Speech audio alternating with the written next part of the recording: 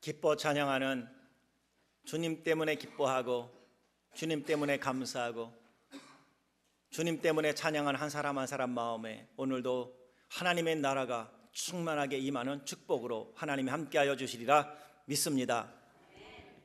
한국의 속담에 개똥도 약에 쓰려면 없다 하는 말이 있습니다. 북한은 개똥 대신에 고양이 똥도 약에 쓰려면 없다 이렇게 말한다고 합니다.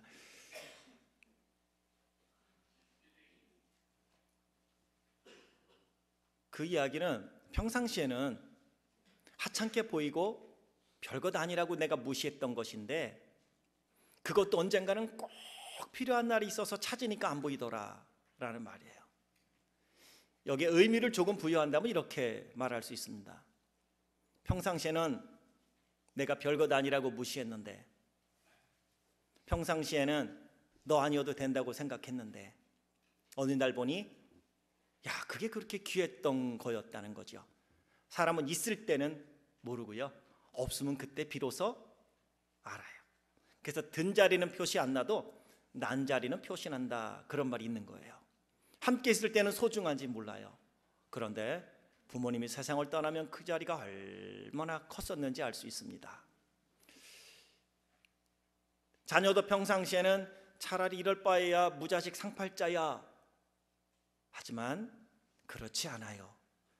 아무리 말썽을 부리고 부모님께 금신거리가 된다 할지라도 그 자녀가 없고 나면 얼마나 그것은 사람에게 힘든지 알 수 없어요. 그 이야기는 옆에 있는 사람 한 사람이 다 소중하다는 거예요. 그래서 우리가 그런 말 있죠. 뭐 할 때 잘하라고? 그래요, 있을 때 잘해 하는 말이 있는 거예요. 우리는 다 알아요, 있을 때 잘해야 된다는 거. 그럼에도 불구하고 사람들은 그렇게 말함에도 불구하고 한 사람을 평가할 때 그 사람이 얼마나 많은 재물을 가졌느냐, 얼마나 많은 능력이 있느냐, 얼마나 많이 배웠느냐, 어떤 직업을 가졌느냐라는 외적인 요소로 사람을 판단하는 기준을 삼습니다. 존재한다는 것 자체만으로 귀하지 않습니까? 그래서 제가 늘 그래요. 부모님들이 아프셔도 우리 일려성교회 분들이 가끔 그래요. 나이 들어서 이제 쓸모도 없는데요. 아니요, 그냥 그 모습으로 오랫동안 살아계신 게 자녀들에게는 큰 기쁨이 되는 줄 믿습니다. 자녀에게 줄 수 있는 가장 큰 선물은 여러분이 지금 그 모습이라 할지라도 오랫동안 살아계신 거예요. 있는 사람은 몰라요. 없는 사람은 알아요. 그래서 제가 누굴 만나면 꼭 그래요. 아유, 당신은 좋겠어요, 어머니 계셔서. 아유, 당신은 참 좋겠네요, 아버님 계셔서. 우리는 이 외적인 요소로 자꾸 사람을 판단해요. 알매도 불구하고 말이죠. 외적인 요소로 사람을 판단하는 기준을 삼을 뿐만 아니라 그 기준으로 딱 빗대어 나보다 못하다 싶으면 그때부터 사람을 어떻게 해요? 좀 무시해. 내가 무시하는 만큼 나도 지금 무시를 당하고 있다는데 사람은 왜 그걸 모를까요? 이런 모습은 신앙인들 사이에도 또 교회 내에서도 쉽게 찾아볼 수 있습니다. 왜냐하면 사람이 모여있는 곳이기 때문이에요. 그런데 사사기서는 하나님이 사람을 판단하는 기준이 사람의 판단 기준과 다르다는 것을 분명하게 보여주고 있습니다. 세상의 기준으로 본다면 예수님은 어찌 보면 실패한 인생일지 몰라요. 예수님에 대한 예언이 이사야 53장 1절부터 3절에 있는데 앞으로 예수님이 이런 분이 메시아로 오신다는 거예요. 여러분이 상상하는 메시아인가 보세요. 우리가 전한 것을 누가 믿었느냐? 여호와의 팔이 누구에게 나타났느냐? 그는 주 앞에서 자라나기를 연한 순 같고 마른 땅에서 나온 뿌리 같아서 고운 모양도 없고 풍채도 없은즉 우리가 보기에 흠모할 만한 아름다운 것이 없도다. 그는 멸시를 받아 사람들에게 버림받았으며 강고를 많이 겪었으며 질고를 아는 자라.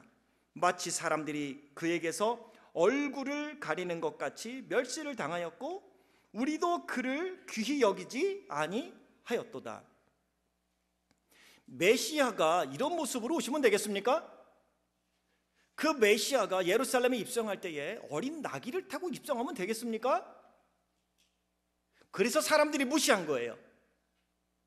그런데 사람들이 그 무시한 예수님이 십자가에서 저나 여러분 우리 죄와 사망과 질고를 짊어지시고 희생 제물이 되셨고 죽은 지 3일 만에 다시 부활하셔서 그분이 우리에게 영생이 있는 것을 알게 해 주셨습니다.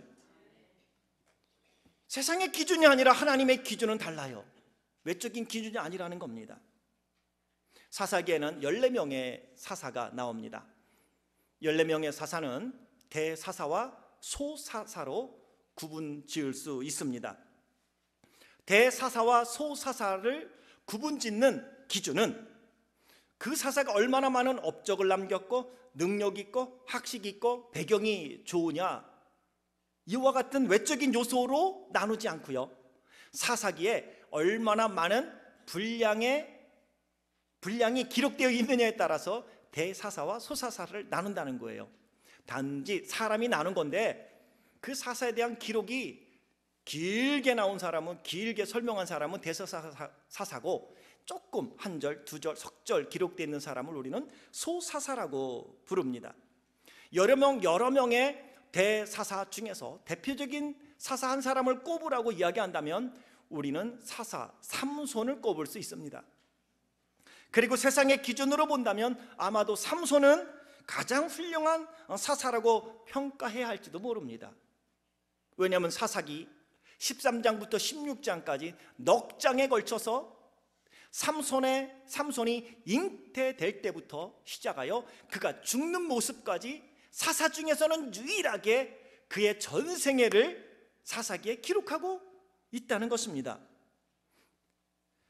그럼에도 불구하고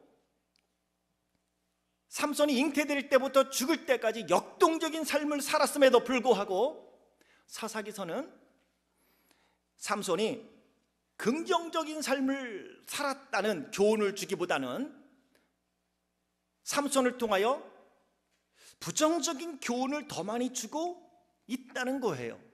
다시 말하면 얼마나 많은 업적을 남겼고 얼마나 큰 능력을 가졌고 얼마나 사사기에 많이 그에 관한 이야기가 기록됐느냐가 중요한 게 아니라는 걸 우리에게 말씀하고 있어요. 반면 소사사들에 대해서는 두 절, 많으면 석절로 그의 삶을 요약하는 게 전부입니다. 무엇을 했는지 구체적으로 명시하고 있지 않습니다. 대체적으로 어떤 지파의 사람이냐, 그리고 그가 가상적인 인물이 아니라 실제적인 인물이라는 것을 이야기하기 위해서 그게 부모님이나 조상을 이야기하고 어디 살았느냐, 그리고 조금의 가족 사항, 그리고 마지막으로 그가 몇 년 동안 사사로서 활동했느냐, 그것을 두 절이나 석절에 짤막하게 기록만 하고 있습니다. 오늘 본문에 나오는 사사 돌라와 사사 야일, 돌아? 모른단 말이에요. 사사 돌라라고 알았습니까? 사사 야일이 누군가요? I don't know. 내가 아는 건 삼손이에요. 힘센 삼손. 예. 이 두 사람도 마찬가지로 돌라는 두 절, 그리고 야일은 석절만 그의 삶을 기록하고 있다는 것입니다. 그렇다고 해서 이 두 사사가 저들의 삶이 실패했다고 성경은 이야기하고 있지 않아요. 오늘 돌라를 보세요. 돌라는 이사갈 사람입니다. 도두의 손자, 부하의 아들입니다. 그런데 그는 자기의 땅이 아니라 에브라임 산지에 살았습니다. 그곳에서 하나님의 부름을 받아 사사로서 23년 동안 사역을 했고 죽어서 3일에 묻혔습니다. 야일이라는 사사는 길르앗 사람입니다. 므낫세 지파에 속했던 길르앗 사람으로서 그는 아들이 30명 있었고 낙이 30마리를 타고 다니면서 30개의 성읍을 가져서 통치를 했고요, 사사로서 22년 동안 사역한 다음에 죽어서 가몬이라는 곳에 묻혔습니다.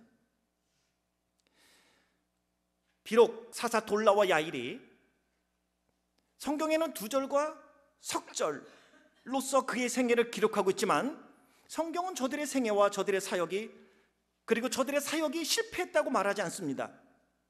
사사로서 있는 둥 마는 둥 대충 사역을 감당했다고 말하고 있지 않습니다. 오히려 소사사들을 통해서 성경은 우리에게 많은 교훈을 주고 있습니다. 특별히 오늘 2 사사를 통해 우리가 들어야 될 말씀이 무엇일까? 오늘 2가지로 생각해 보려고 합니다. 첫 번째는 하나님은 당신의 필요를 따라 사람을 부르신다는 것입니다. 아람으로부터 이스라엘 백성을 구원할 때는 큰아버지 갈렙을 보면서 경험이 많은 온니엘을 사사로 부르셨습니다. 모략가가 필요할 때는 치밀한 에웃을 사사로 부르셨습니다.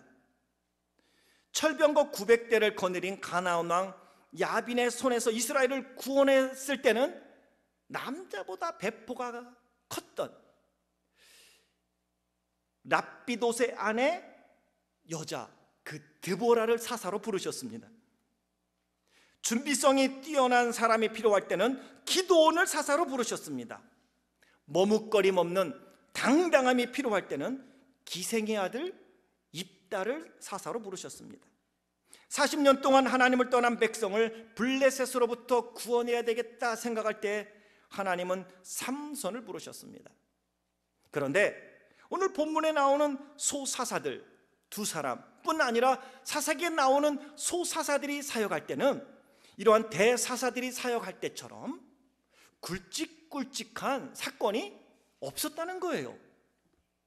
오히려 하나님이 돌라를 부르셨을 때는 9장의 내용을 보면 아비멜렉이 내전을 일으킵니다. 형제를 다 죽입니다. 70명을 다 죽여요. 내전이 일어나고 백성들이 신음할 때 그 상처를 싸맬 때는 기돈 같은 사람이 아니고요, 삼손 같은 사람이 아니고요, 입다 같은 사람이 아니고요, 드보라 같은 여인이 아니고요, 오늘 본문에 나와 있는 돌라 같은 사람을 하나님은 원하시는 거예요. 그리고 돌라 이후에 그 평안을 유지해야 할 때는 새로운 일을 꾸며 나아가는, 그리고 적극적으로 나아가는 사람이 아니라 그때는 그 평안을 유지해야 될 때는 야일이라는 사람을 부르셨어요. 근데 오늘 성경에 보면 9장과 이어지는 돌라는 내전으로 인해 동족들이 상처로 씨름하고 있을 때는 돌라를 불렀는데 평안을 유지해야 될 때는 야일을 부른 걸 보면 그런 거예요. 야일은요, 아들이 30명이었어요.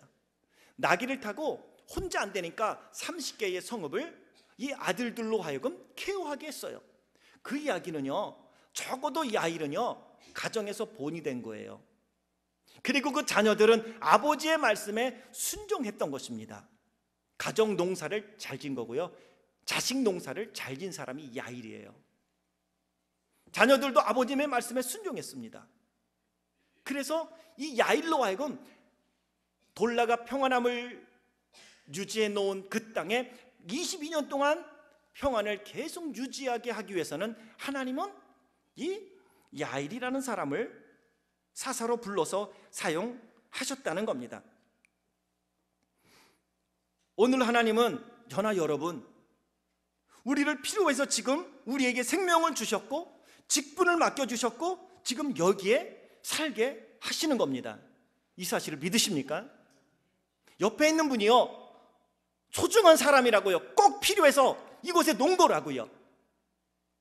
옆에 있는 사람은 우리가 무시할 아무런 이유가 없어요. 여러분 또한 무시당할 아무런 이유가 없습니다.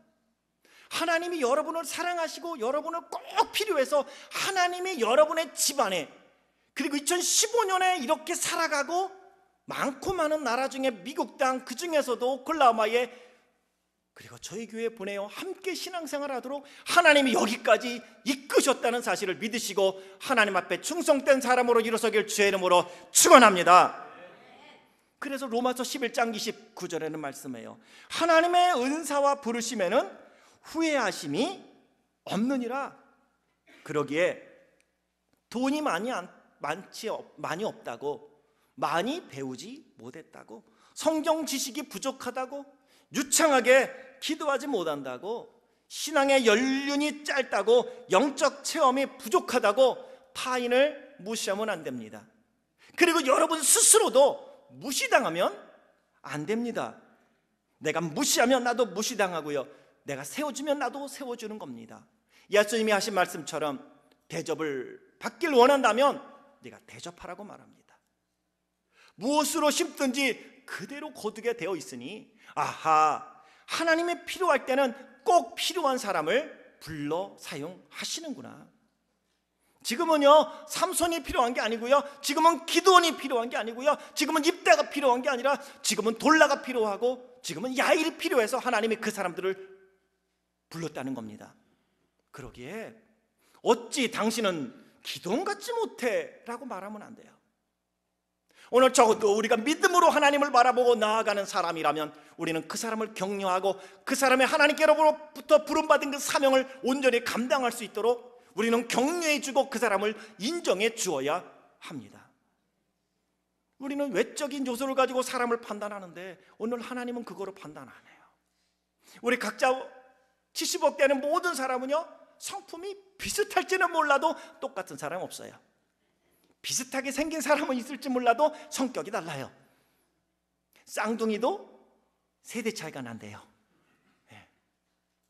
어찌 쌍둥이도 세대 차이가 나는 다름이, 디퍼런스가 있는데 어찌 나와 내가 똑같을 수 있겠냐고요. 똑같기를 원하는 것, 그것 자체부터 우리는 바꿔야 합니다. 유태인들 교육이 훌륭하다는 건 그런 거예요. 한번 말씀도 드렸지만 유태인들은 자녀가 비록 핸디캡을 갖고 태어나도 어려서부터 그 핸디캡을 가진 자녀에게 자기의 정체성을 분명히 심어준대요. 얘야, 너는 핸디캡으로 태어난 것은 부모님의 죄도 아니고 내 죄도 아니라 하나님이 너를 통해 영광을 받으시기 원하시기에 너를 이 땅에 보내셨단다. 언젠간 너를 꼭 필요하기에 하나님이 이 땅에 보내셨단다. 그러면서 그들은 그렇게 가르친대요. 앞을 보지 못하는 자녀에게 전기가 나간 날, 얘야 전기가 나갔어. 깜깜한데 아무것도 보이지 않아요. 스위치도 어디 있는지 안 보여요. 그때 이야기한다는 거지요. 얘야 불 좀 켜줘라. 앞을 보지 못하는 아이는요, 불이 나가든 불이 들어오든 don't care. 어디에 스위치가 있는지 알아요. 그리고 가서 불을 딱 킨대요. 얘야 그래, 그래서 우리는 네가 필요한 거야. 우리는 깜깜하면 아무것도 못 보는데 너는 깜깜아도 볼 수 있는 능력이 있잖아. 그래서 하나님이 너를 귀하게 필요로 하시고 하나님 너를 원하시기 이 땅에 보내셨단다. 사랑하는 성도 여러분, 그러기에 하나님은 필요할 때 필요한 사사를 불러 사용하신다는 사실을 믿고 믿음으로 바르게 순종하며 나아갈 수 있기를 원합니다. 달인을 무시할 것도 아니고 무시당할 것도 아니에요. 그러려면 어떻게 해야 되느냐 하면 오늘 돌라나 야일 사사처럼 하나님이 맡겨준 그 사명을 향하여 믿음으로 당당하게 일어설 수 있어야 합니다. 질질 끌려다니면 안 돼요. 당당하게 일어서세요. 여러분, 신앙생활 할 때도 남이 차려놓은 상에 숟가락 올리듯 신앙생활하면 안 돼요. 그러면 하나님이 저나 여러분 우리를 부르신 그 사명을 감당 못한단 말이에요. 여러분은 결혼했다면 한 남편의 아내고 한 아내의 결혼했다면 한 남편의 아내고 결혼했다면 한 아내의 남편입니다. 남편의 아내고 아내의 남편. 그런데 여러분 마음에 안 든다고 옆집 김씨 아저씨한테 우리 남편 대신해달라고 그럴 겁니까? 아내가 밥 못한다고 옆집 이씨 아주머니께 전화해서 날마다 와서 밥상 차려달라고 할 겁니까? 안 그렇잖아요. 여러분이 둘이 자녀를 낳으면 그 가정 안에서 여러분 최선을 다해서 아버지의 역할, 어머니 역할 지금까지 감당했잖아요. 근데 왜 교회에서는 좀 헌신하라, 희생하라 말만 하면 꼬리를 내려요. 나는 못해요. 다른 사람 있잖아요. 그러면서 그걸 겸손한 것으로 포장을 해요. 나는 그만한 능력이 안 돼요. 그만한 능력이 안 되는데 왜 시집가고 왜 장가갔어요? 어머니 아버지로 처음부터 태어났습니까? 시집가고 장가가면 어머니 아버지가 될 수 있는 능력을, 하나님의 포텐셜을, 잠재력을 우리에게 주셨듯이 내가 주의 말씀 앞에 믿음으로 돌라나 야일처럼 아멘하고 순종하고 나아가면 하나님이 능력 있게 감당하게 해 주시리라 믿습니다. 근데 신앙생활 해도요, 봉사는 당신이 하고요, 헌금은 당신이 하고요, 희생은 당신이 하고요, 나는 그냥 따라다니면서 숟가락 하나 올려서 날마다 그래요 퍼먹는 거예요. 여러분, 그거는요 우리에게 아무런 하나님의 부르심 앞에 충성된 자로 설 수 없는 것입니다. 오늘 하나님이 우리에게 부르셨다면 이제는요 끌려다니지 마세요. 여러분의 인생을 스스로 하나님 앞에서 믿음으로 주도해 가세요. 이끌고 가세요. 헌신과 희생을 각오하고 믿음으로 일어서야 합니다. 그때에 돌라를 부르시고 야일을 부르신 그 하나님의 뜻을 두 사사가 잘 감당했던 것처럼 우리도 잘 감당할 수 있습니다. 특별히 오늘 성교회 정기총회가 있습니다. 못한다고 안 한다고 손살이 치지 마십시오. 하나님의 축복을 받을 수 있는 기회 놓치지 마세요. 이왕이면 적극적으로 나서세요. 오래 하는 거 보니까 사람 회원들이 안 따라주더라, 난 시간도 없고 바쁘고 안 되겠더라, 계속 그렇게 살아가는 모습을 만약에 여러분의 자녀가 본다면 뭐라고 그럴까요? 어머니 참 잘하셨어요, 아버지 참 잘하셨어요, 인생은 그렇게 사는 거예요, 눈치껏이요, 그렇게 말할까요? 그러면서 자녀들한테는 얘들아 너는 세상에 가면 당당해야 된다, 너는 하나님의 자녀야, 하나님의 능력의 손으로 너를 붙잡고 계실 거야, 할 수 있거든요. 무슨 말이냐, 믿는 자에게는 능치 못할 일이 없느니라, 내게 능력 주시는 데서 내가 모든 것을 할 수 있느니라. 자녀에게는 그렇게 얘기해놓고 자녀 앞에서는 정말 당당할 수 있겠습니까? 하나님 앞에서 우리가 그의 부르심 앞에 순종하며 나아가는 거예요. 하나님의 필요하니까 세우셨다고 믿으신다면, 하나님의 필요해서 나를 부르신다면 우리는 순종함으로 나아가는 겁니다. 외적인 요소로 사람을 판단하지 아니하시는 하나님이 그냥 내가 필요해서 2016년에 원한다면 나를 드리는 거예요. 돌라와 야일 두 선지자 소사사들은 그랬습니다. 주의 부르심에는 후회하심이 없다 하셨으니 오늘 이렇게 전하여는 우리가 살아가게 하시는 것 하나님의 다 뜻이 있어서 우리의 가정 안에, 사회 속에, 피로 값주고 세우신 교회 속에서 하나님이 우리를 부르시고 사명을 맡기시고 우리를 사용하여 주시는 줄 믿습니다. 두 번째 사사를, 두 소사사를 통해서 들어야 될 두 번째 말씀입니다. 믿음으로 자신의 자리를 지키는 것이 최고의 사명을 감당하는 것입니다. 자기 자리를 지킨다는 것 얼마나 귀한지 알 수 없습니다. 능력이 없어도 괜찮아요. 사람들은 눈에 띄는 일을 해야 인정받을 수 있다고 생각합니다. 그래서 업적을 남기려고 노력을 합니다. 일을 못하는 것보단 잘하는 게 좋습니다. 근데 일을 못하면 잘하는 사람이 도와주면 안 되겠습니까? 그러면 좀 안 되나요? 그게 세상이죠. 여러분, 자녀들한테는 그렇게 이야기하지 않습니까? 누나가 부족하면 네가 챙기는 거야, 동생이 연약하면 네가 돌보는 거야, 그렇게 말하지 않습니까? 그 자리를 믿음으로 지켜가고 연약한 자들을 힘 있는 사람이 도와주면 안 되나요? 힘 있는 사람이 항상 사사가 돼야 되는 건 아니라고요. 소사사들은 우리에게 보여주는 겁니다. 삼손처럼 나시린으로 태어나지 않아도 괜찮습니다.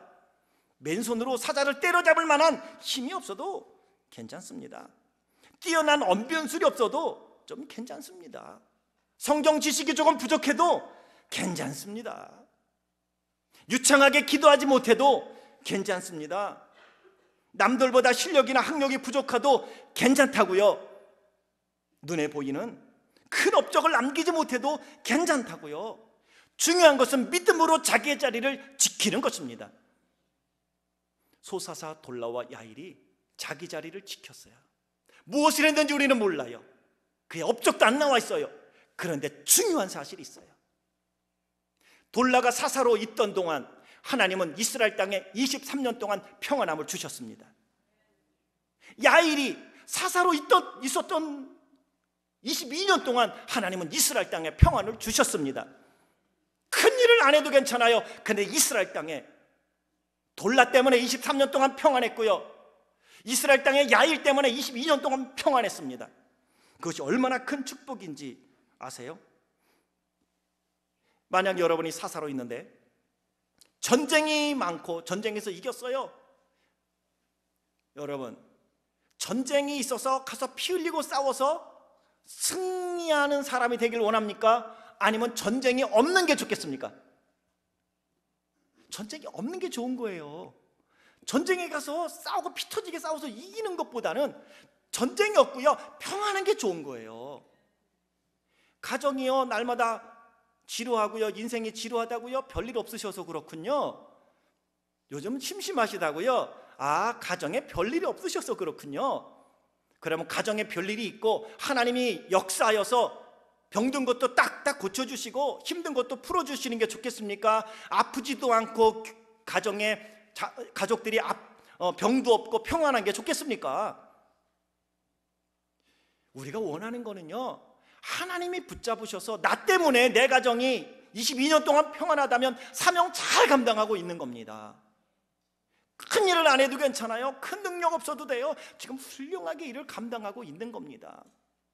삶이 좀 별일 없어서 그냥 심심해요, 따분해요. 아, 일이 없어서 그래요. 일이 없어서. 기도할 일 없으면 기도 안 해요. 아, 일이 그럼 있기를 원하는군요 하고 하나님이 일을 주시면 좋겠습니까? 아니요. 소사사, 돌라와 야일은요, 그들이 있다는 것만, 그 자리에 있었다는 것만으로도 이스라엘에 평안이 있던 거예요. 그 사람들 때문에, 두 사사 때문에 이스라엘 땅에 평안이 있던 거라고요. 그러니 두 사사를 바라보며 비교하지 마세요. 기돔과 비교하지 마세요. 돌라나 야일은 기돔과 비교할 사람이 아니에요. 22년, 23년이면요, 다른 사사들은 큰 업적을 남겼어도요 8년 동안 사사한 사람도 있고요 20년 동안 사사한 사람도 있어요. 그런데 이 사람들은 아무 일이 없었어요. 저들이 사사로 있는 동안에 이스라엘 땅에는 전쟁이 없었습니다. 어려움도 없었습니다. 이웃나라와 갈등도 없었습니다. 동족 상잔의 비극도 없었습니다. 우상 숭배로 말미암아 하나님의 진노도 그 땅에는 없었습니다. 여러분, 이게 축복 아닌가요? 있는 것만으로 축복입니다. 있는 것만으로 평안입니다. 믿음의 사람이 자기의 자리를 지키는 것이 최상의 사명인 것입니다.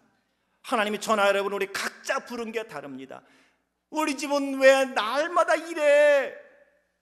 여러분에게 그렇게 말씀하는 당신의 기도가 필요하다는 거예요.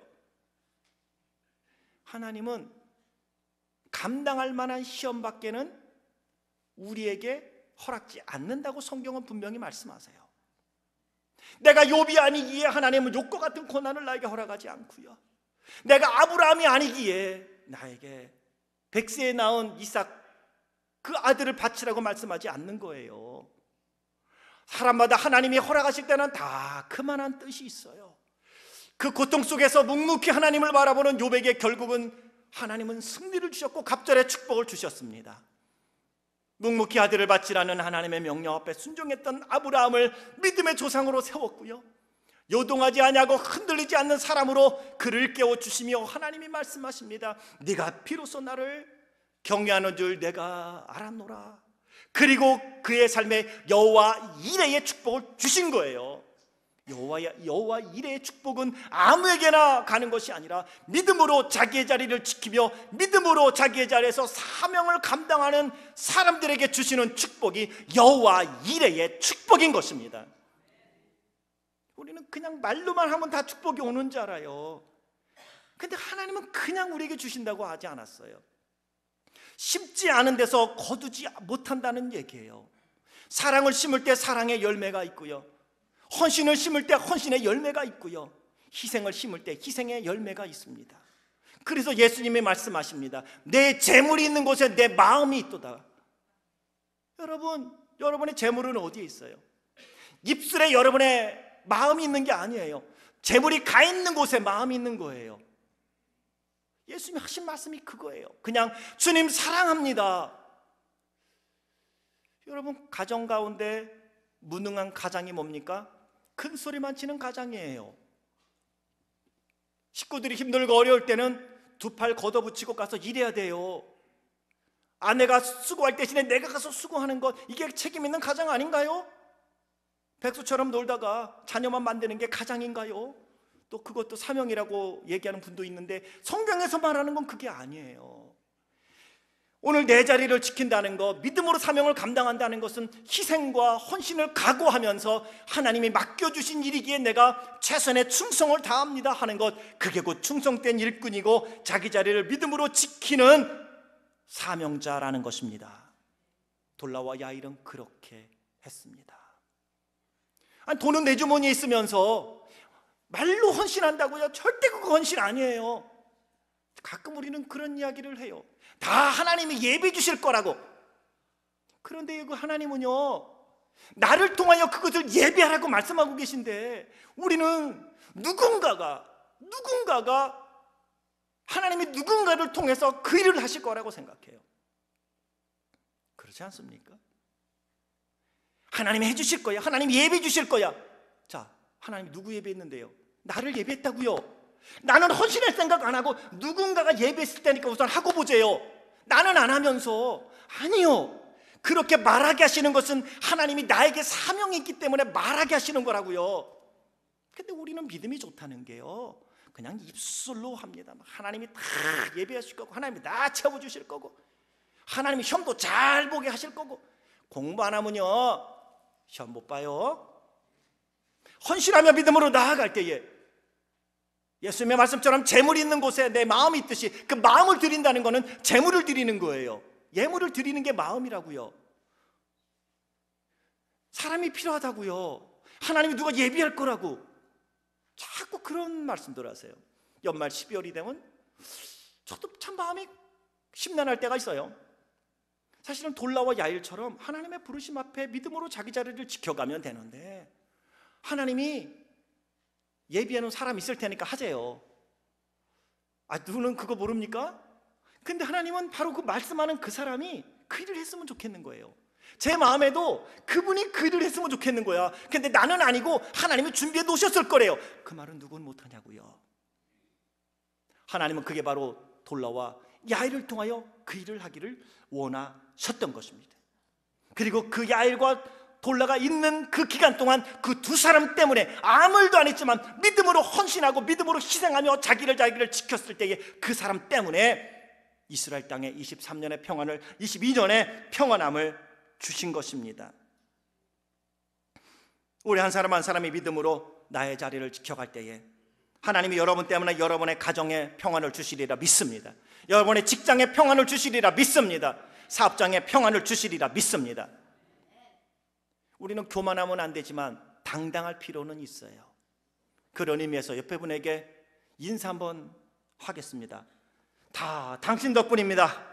다 당신 덕분입니다. 네. 근데 한 번 더 해야 되는데 이번에는 목소리를 조금 겸손한 척 하면서 한 번 더 인사할 거예요. 이번에 이렇게 제 덕인 것도 알고 있지요? 자, 한번 인사합시다. 시작. 제 덕인 것도 알고 있지요? 네. 겸손한 목소리를 했죠. 큰 목소리로 제 덕인지 알죠? 이러면 이거는 교만한 거니까 안 되고 좀 목소리를 조금 낮춰서. 진짜 중요한 건요, 옆에 있는 사람 때문에 내가 존재한다는 거예요. 혹시 부부라면 아직도 살아있다면 잘하시고요, 없다면 지금이라도 자기 자리를 잘 지켜가세요. 여러분을 통해서 하나님이 다른 사람에게 평안을 주려고 역사하고 지금도 일하고 계십니다. 한 번 더 옆에 있는 분에게 인사 한번 합시다. 제 옆에 있어 주셔서 정말 감사해요. 제 옆에 있어서 정말 감사해요. 겟세마네 동산에 예수님이 기도하다가 대제사장들이 보낸 군병과 종들로 인하여 잡히게 됩니다. 그때 베드로가 칼을 꺼내서 대제사장의 종 말고의 귀를 딱 잘라버립니다. 그때 예수님이 귀를 다시 주셔서 털어서 다시 붙이시면서 베드로에게 그렇게 말씀하세요. 얘야, 칼은 칼집에 꽂아라. 칼 쓰는 자는 칼로 망해. 그러면서 예수님이 아주 유명한 말씀을 하세요. 마태복음 26장 53절 54절 너는 내가 내 아버지께 구하여 지금 12군단 더 되는 천사를 보내시게 할 수 없는 줄로 아느냐? 내가 만일 그렇게 하면 이런 일이 있으리라 한 성경이 어떻게 이루어지겠느냐? 오늘 예수님은요, 오늘 두 소사사처럼 그냥 자기 자리를 지키신 거예요. 삼손처럼 힘 못 쓸 것 같아요. 12군단을 불러서 천사들이 한 번에 없앨 수도 있어요. 그거를 위하여 예수님이 부름받은 게 아니기에 예수님은 그냥 자기 자리를 지키세요. 그리고 고난의 길을 가세요. 저나 여러분, 우리가 가야 될 길이 다 달라요. 예수님이 우리에게 보여주신 것은 그것입니다. 외적인 기준으로 예수님을 판단하는 거 상관없어요. 예수님은 그냥 묵묵히 자기가 가셔야 할 고난의 길을 가셨어요. 그리고 십자가에서 구원을 이루셨어요. 그 하나님이 나를 위해 돌아가심으로 내가 죄사함을 받고 구원을 얻었습니다. 그분이 사망의 권세를 이기고 부활하심으로 나에게 영생이 있다는 것을 알게 해주셨고, 그가 승천하심으로 아버지 보좌에서 우리를 위한 처소를 예비하면 다시 오시고마 약속하셨습니다. 대강절의 두 사사의 모습을 통해서 오늘 내가 하나님의 부르심이 무엇인가, 예수님은 당신의 부르심 being, 내가 누구인가를 아셨고 doing 하신 것처럼 두 사사도 동일하게 하나님의 부르심을 알았고 내가 누구인가를 알았고 자기 자리를 믿음으로 지킴으로 최상의 사명을 감당한 모습을 보인 것처럼, 이제는 저나 여러분, 하나님이 우리를 부르시고 필요해서 부르셨다는 사실을 가슴에 새기고 믿음으로 나의 자리를 지키며 나의 자리를 믿음으로 지켜 희생과 헌신으로 나아갈 때에 온전한 사명을 감당하는 것이고, 그때 예수님을 하나님이 높이시었던 것처럼 두 사사를 통하여 우리에게 좋은 교훈의 말씀을 주시는 것처럼, 하나님, 나는 부족하지만 하나님의 부르심 앞에 믿음으로 나아가렵니다. 결단하고 나아갈 때에 하나님의 저나 여러분, 우리를 통하여 우리의 가정과 우리의 직장과 우리의 사업장과 우리의 교회와 우리의 인생 가운데 우리가 가는 곳곳마다 저나 여러분, 우리 때문에 평안함을 주시는 놀라운 역사와 축복이 일어나게 되리라 믿습니다. 이러한 복된 삶을 살아가는 성도들 되시길 주의 이름으로 축원합니다. 기도하겠습니다. 하나님 아버지,